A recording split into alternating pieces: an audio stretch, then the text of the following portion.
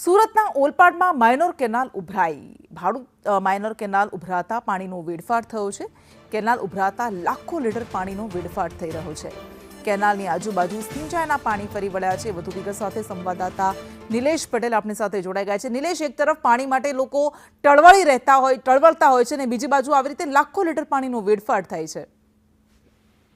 જી ચોક્કસથી જે રીતે ઓલપાડના કાંઠા વિસ્તારમાં છેલ્લા ઘણા સમયથી ખાસ કરીને ડાંગરની ખેતી કરવામાં આવે છે અને ડાંગરના ખેતીમાં ખાસ પાણીનો ખૂબ જ મહત્વનો રોલ હોય છે અને સિંચાઈનું જે પાણી છે સિંચાઈનું પાણી ખેડૂતો લેતા હોય છે અને તેની પર નપતા હોય છે.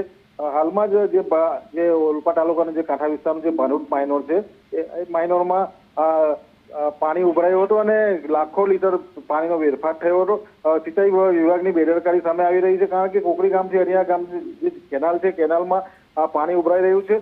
સ્થાનિક ખેડૂતોએ સિંચાઈ વિભાગના અધિકારીને જાણ કરતા તાત્કાલિક ઘટના સ્થળે પહોંચ્યા હતા અને જે કેનાલ છે કેનાલ ધીરી કરાવી હતી અને જે રીતે સતત જે નહેરમાં પાણી વહેવાને કારણે લીલ હોય છે, લીલ એ ગરનાળામાં જામ થઈ જતી હોય, જેને લઈને હાલ આ નહેર ઉભરાઈ છે અને લાખો લીટર પાણીનો વેડફાટ થયો છે. ખાસ કરીને સિંચાઈ વિભાગની આમાં બેદરકારી સામે આવી છે. જી બિલકુલ, આભાર.